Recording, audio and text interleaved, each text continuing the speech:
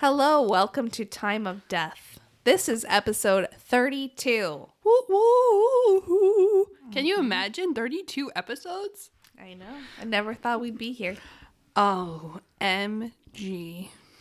So, if you are new here, welcome. We are Time of Death. We are Dee and Ris, or Ris and Dee. We are two nurses who like to talk true crime cases, and we like to focus on cases that have a heavy medical influence to them or cases that feature a medical professional as the victim or the perpetrator. So, True dat. if you're new here, buckle in. If you're old here, buckle in.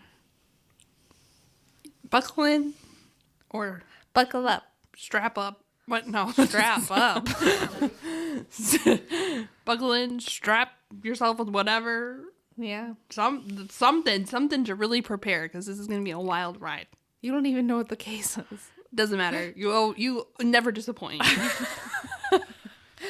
Okay, so for those of you who don't know, Chesapeake Bay, which borders Maryland on the north and Virginia on the south, is a pretty chill place. It's very touristy. A lot of people come there to birdwatch, to fish, to do other outdoorsy stuff.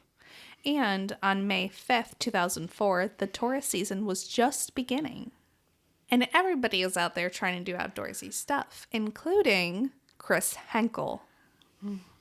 Chris Henkel and his friend Don Connors had been planning a day trip to go fishing off of Chesapeake Bay with Don's kids. Uh-oh. They both had the day off and they were like, all right, we're going to do this. And everybody was super excited. They were ready to go. So they followed the Chesapeake Bay Bridge Tunnel. Now, this tunnel is 17 and a half miles long. It's a roadway, but it also goes underwater at some points, and it connects the eastern shore of Virginia to Virginia Beach. This sounds very ominous, and I don't know if it's just because we're a true crime podcast or it's truly like a weird foreboding sense from how you're describing it. You'll find out more, I guess. I don't know how to. I don't know what the hell you're saying, Dee. So something bad's going to happen. Eventually. So the Chesapeake Bay Bridge Tunnel has two tunnels that ultimately lead north to the Maryland, Delaware, New Jersey areas. So the fishing party, Don, Chris, and the kids, anchor off at Fisherman's Island, which is an island at the southern part at the entrance of Chesapeake Bay. And Fisherman's Island is also a nature reserve. So they're anchored there, and that's when one of them notices something floating in the water. Oh. It's a suitcase. And Chris is thinking, okay, maybe it came off a car off the, Bay Bridge Tunnel. Yeah. And tumbled, fell down into the water. So they're not really thinking it's that weird at this point. Chris, Don, and Don's son are kind of intrigued, though, especially Don's son. So the three of them pull the suitcase onto the floor of the boat, and they lay on the floor. Uh-oh. It was dark green in color, and it was a Kenneth Cole brand. From the outside, there really wasn't anything out of the ordinary of what you would expect a waterlogged piece of luggage to look like. There was no foul odor, and the zip was secured. As soon as you said there's no foul odor, I know there's some body part in that. Well, wouldn't you expect foul odor if there was a body part in it? Unless it was fresh. Okay, good point. So they open up the suitcase and they notice that the contents are covered with a trash bag.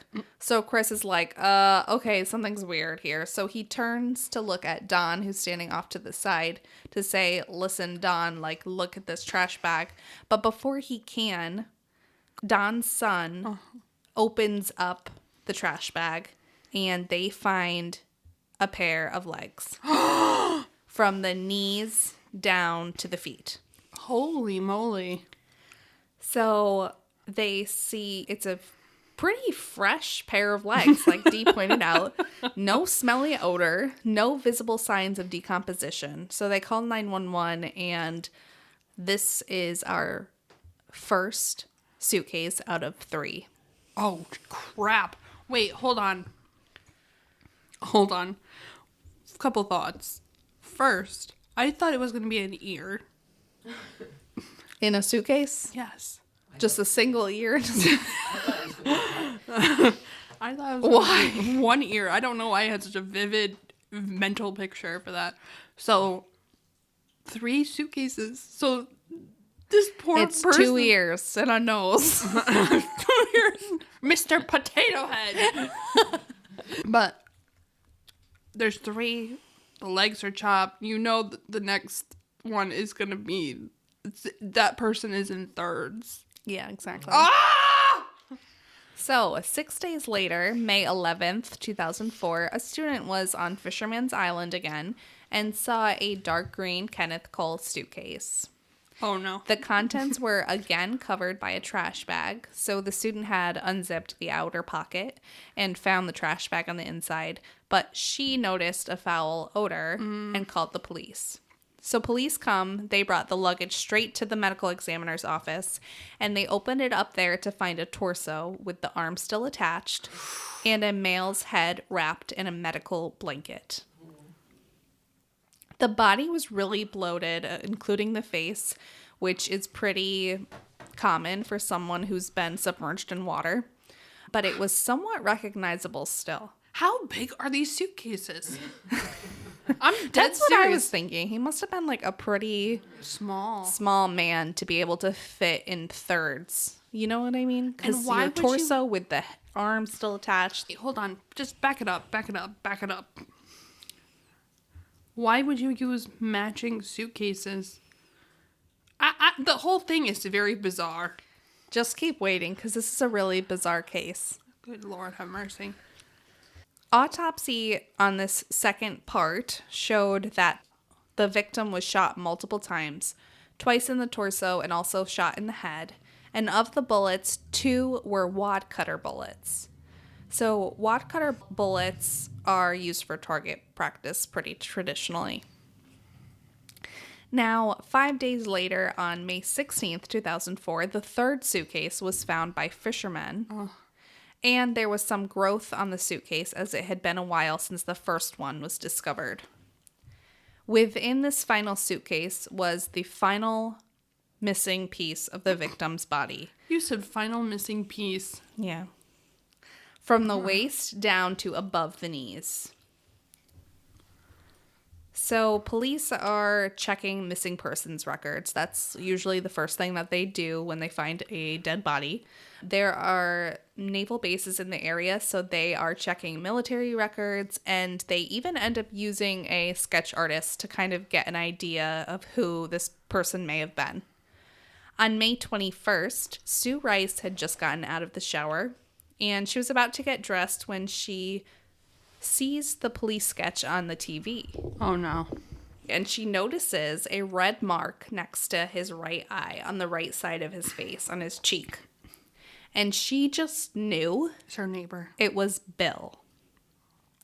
Sue Rice and her husband John had been friends with 39-year-old Bill McGuire for years.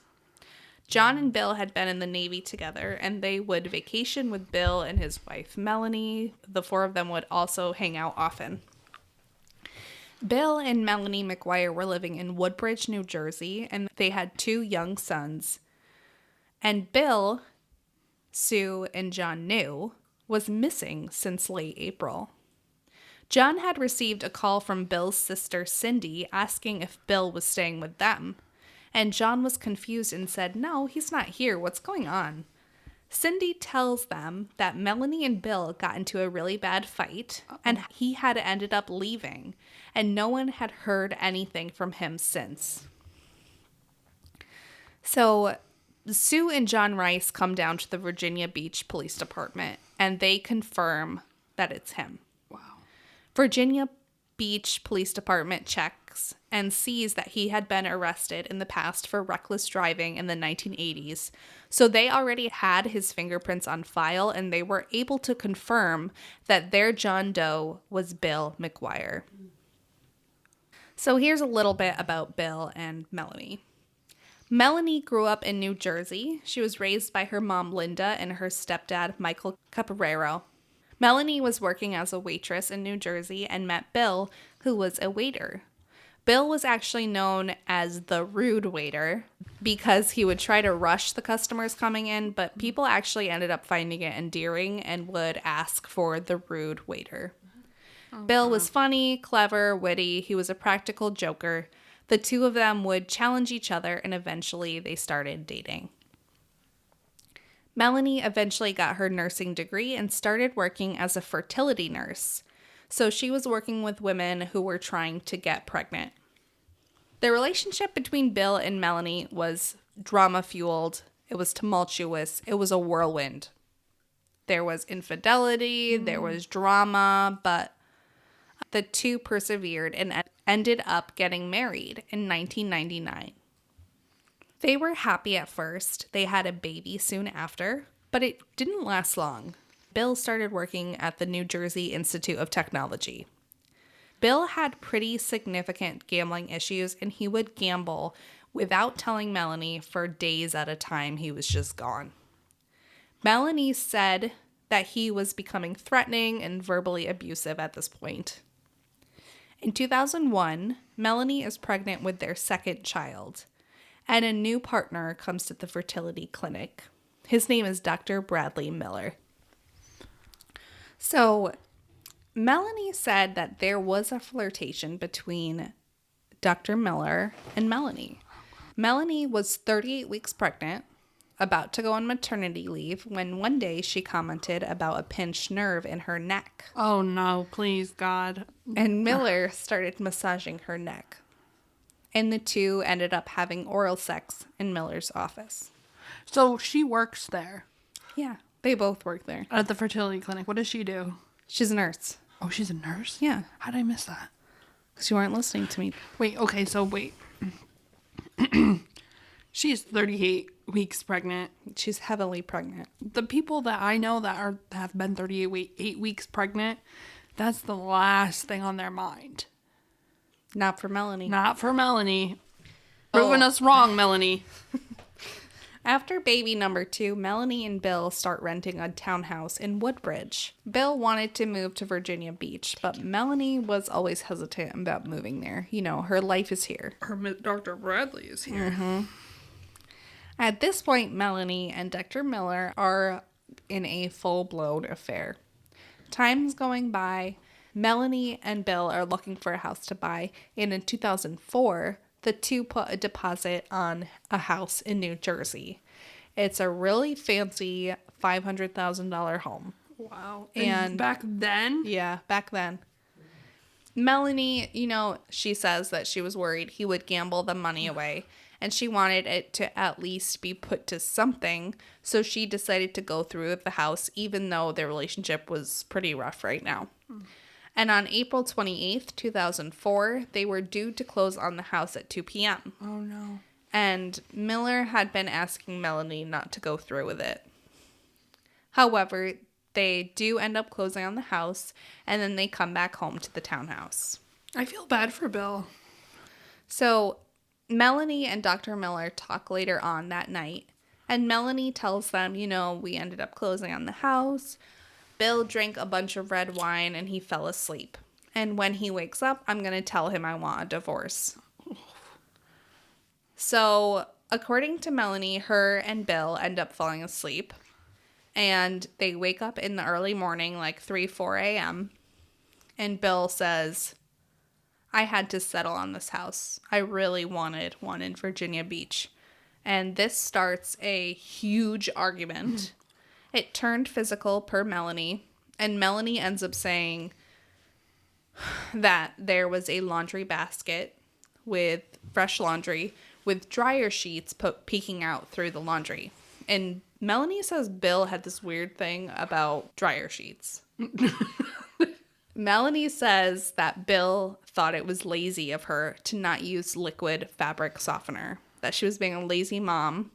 And apparently he thought that the baby would choke on the dryer sheets.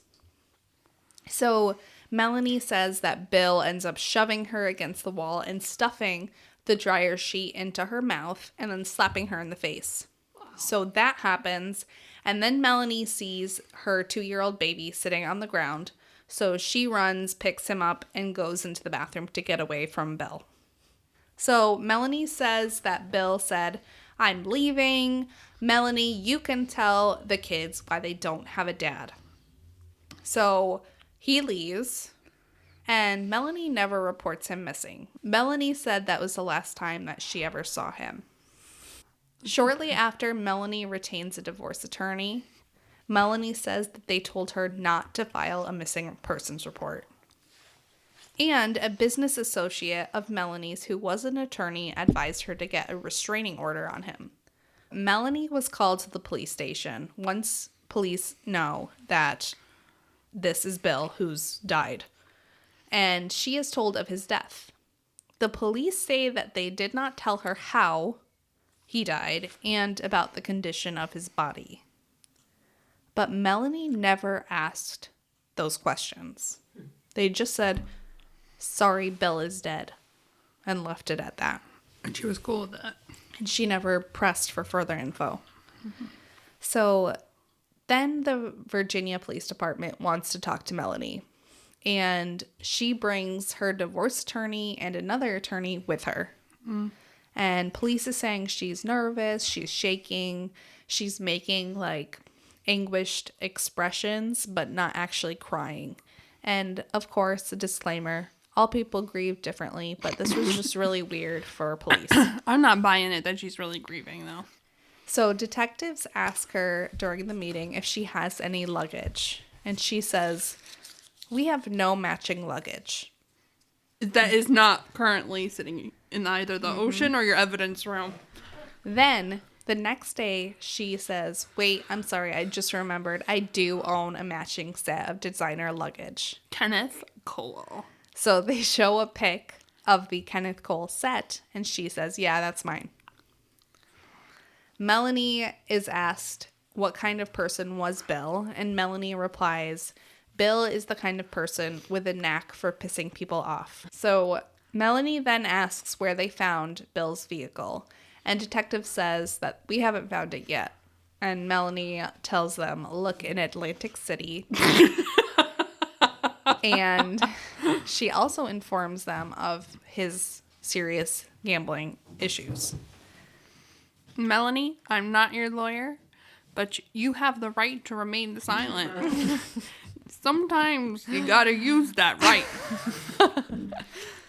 So that evening, a search was done for their townhouse, and they discover that Melanie gave all of Bill's stuff away already. She gave all his stuff to a friend's cousin. So all of his stuff was found in black trash bags that looked identical to the trash bags his body was found in. And then there was the hospital blanket as well that his head was found wrapped in. So they're like, okay, we know Melanie is a nurse. Like, this is kind of suspicious. You know, I'm thinking they're like, oh, the trash bags were just like the ones that the body parts were found in.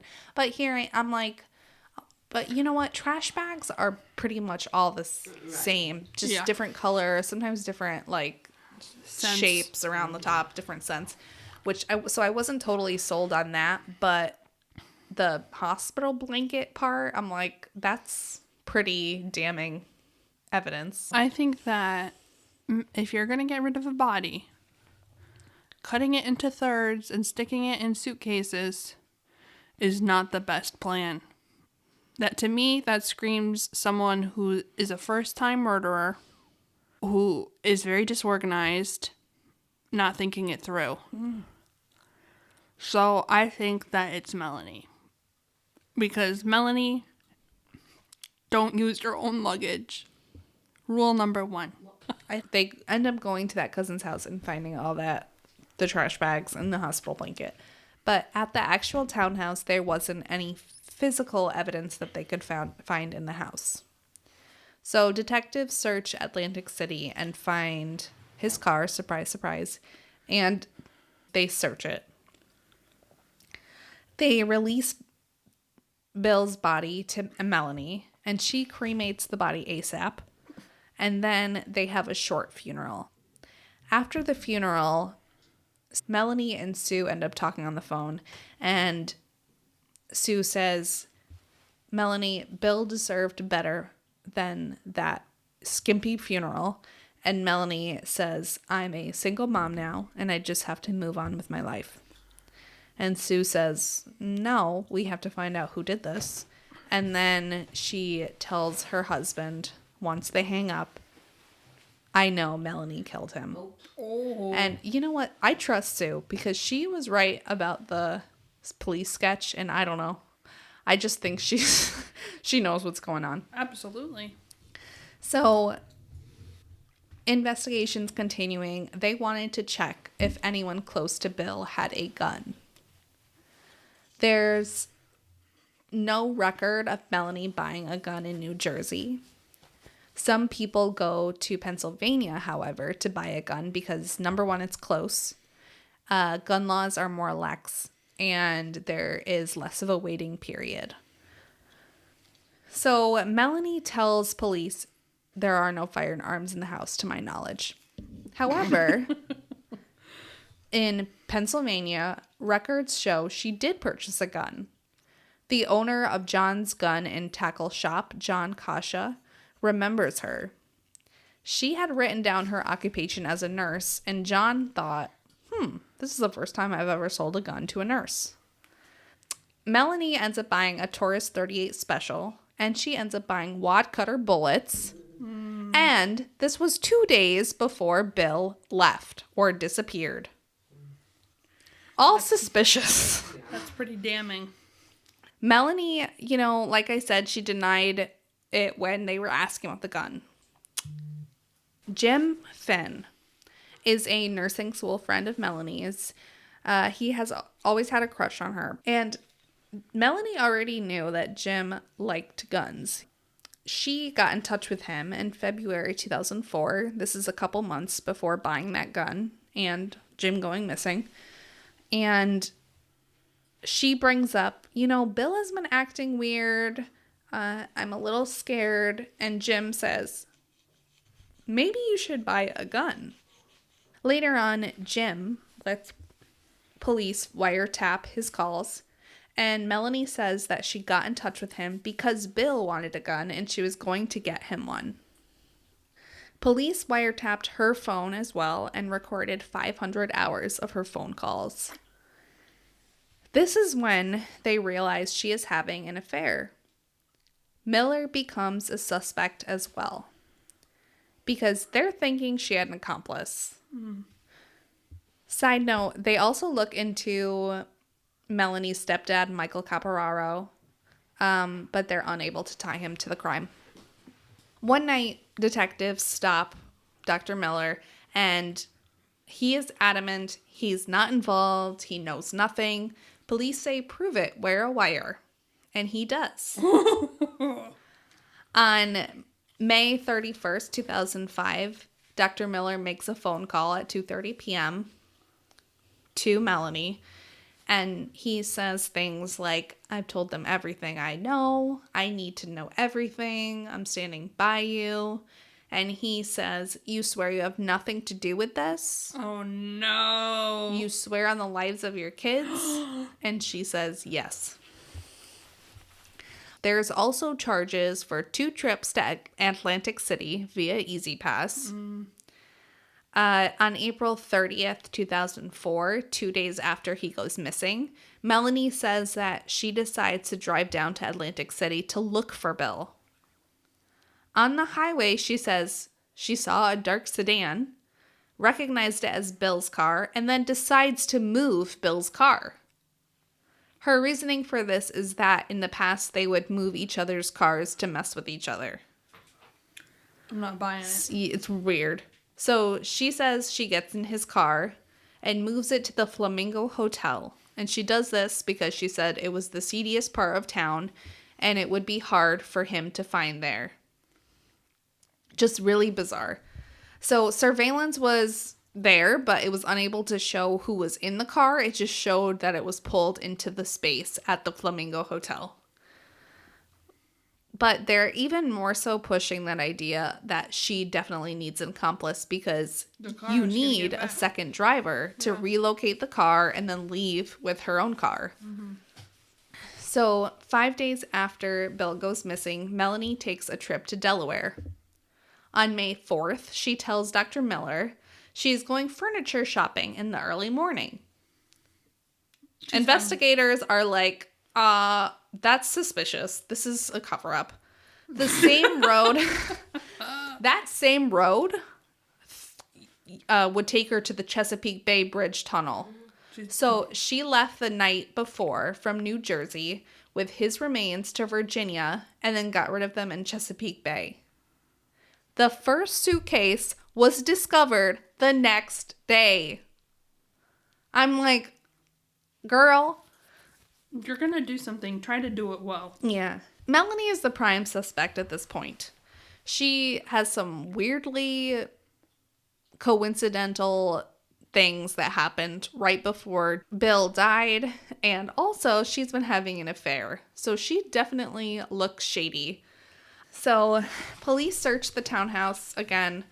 They're pulling down the walls. They're searching the piping. They're going through the floorboards. They can't find anything. But they were pretty thorough with their search. But they do end up arresting Melanie on circumstantial evidence.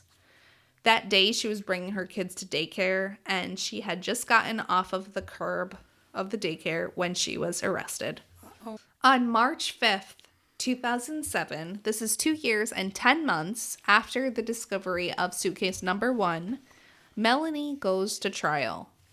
She hires Joe Tacopina, who is like a celebrity attorney. And a lot of stuff comes up in the trial. Mm. When Bill's car was searched, they found a bottle of chloral hydrate and a syringe. Chloral hydrate is a sedative, okay?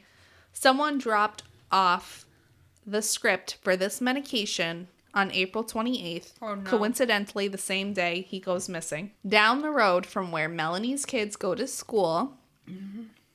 And the prescription pad belonged to Dr. Miller, none other than Dr. Brad Miller. So Brad Miller denies that this was his signature. It looked more likely to be Melanie's.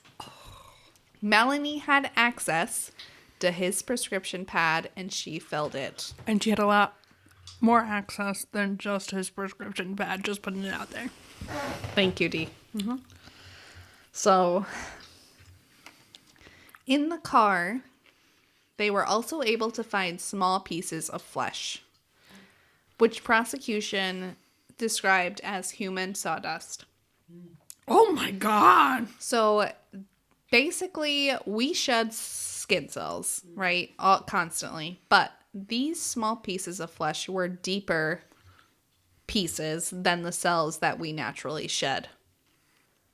So, also in the trial, they bring up Melanie's home computer searches. Oh, no. I'll give you a few.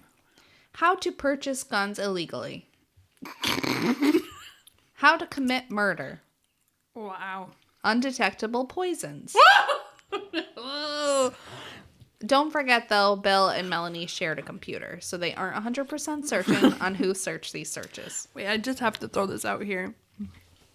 It's a disgrace to the nursing profession to kill your significant other. Yeah. But to do it in such a stupid way, like, it's an insult. Yeah. To, it's like the brain cells just weren't working. It wasn't impulsive. She's searching how to get away with murder. So Melanie brings up later, they did a 13-year interview after 13 years in jail. And she's like, I'm a nurse. Like, I didn't have to look up online what sedatives to use. Like, I know that's my expertise. Okay, that's one thing. But then Melanie also said, in line with what you're saying, saying where some of these things she did were just kind of dumb. She said, why would I have done these things? Like, if I'm trying to be a mastermind, why would I do stuff so stupid? Because you were stupid. Because that's the part that people overestimate how smart they are. That's a fact. Everyone overestimates. You think you're the smartest person in the room. 99% of the time, you're not. Especially not if I'm in it. But what I'm saying is, she's overestimating her own abilities, and everyone is guilty of it. You know, and it's like, oh, I was a nurse. I didn't need to look that up. Yeah. Clearly, you did. You did. Just throwing my 2 cents out there. Thank you, Dee. I appreciate that. That's very good input. So the highlight of the trial is Dr. Bradley Miller, the man who Melanie had a 3-year affair with. On the stand, Miller testifies, yes, we had oral sex in the office before she went on maternity leave. He also says he was in love with Melanie, and he was hoping to one day be together in the future. He denied knowing that she purchased a gun. He denied knowing that Melanie moved Bill's car. Found out later and testifies that when he brought it up to her, she said she didn't want him to be upset, that she was trying to patch things up with Bill. Wiretapped conversations were brought up where Bill was talking about divorcing his wife and then going away together. But Melanie was kind of confused, like, why are you talking this way? And from what I understood, Melanie and Dr. Miller had a sort of understanding that they both had their separate lives. Miller was married. Melanie was married. Melanie had kids. She wasn't ready to leave them. So Miller was married too. Yeah, Miller was married as well. So defense asks to kind of bury him in a hole if he had sex with Melanie after he taped their conversation. And he says yes. Kind of crappy of you, Miller, but denies telling her that he had recorded their conversation. But jury is still a little put off by this. They're like, really? You had sex with her after you taped your conversation? That's a little dirty. He's a dirty guy. However, on April 17th, 2007, jury finds Melanie guilty of Bill's murder. She's sentenced to life in prison plus 5 years. There's a podcast called Direct Appeal, and they talk about Melanie McGuire's case. And here's my 2 cents. They are both criminologists, they're experts, and they believe she is wrongfully convicted. Which I appreciate their input, however, I disagree respectfully. I think she was guilty in this case. If she did not do it, who did? Yeah, well, they're saying like maybe someone seedy from his gambling habits, but I think there's way too many coincidences for this to be a coincidence. Exactly. And, you know, I think that the evidence is just damning. I agree. How are you, you know, and I'm assuming the luggage was at home and the trash bags were at home. Yeah. Like, what? Melanie's sons are being raised by Cindy, Bill's sister, and they have no contact with their mother. To this day, Melanie maintains her innocence.